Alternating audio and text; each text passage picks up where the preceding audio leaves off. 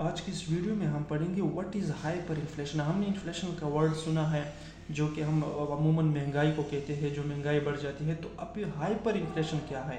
Hyper inflation is an extreme and rapid increase in the prices of good and services with in an economy.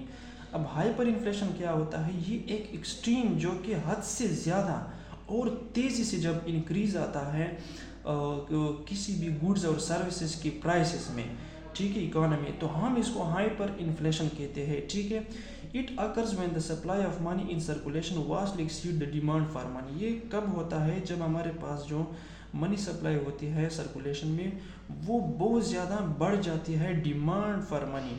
जो money का हम demand करते हैं उससे बहुत ज़्यादा बढ़ जाती है, leading to a sharp devaluation of the currency.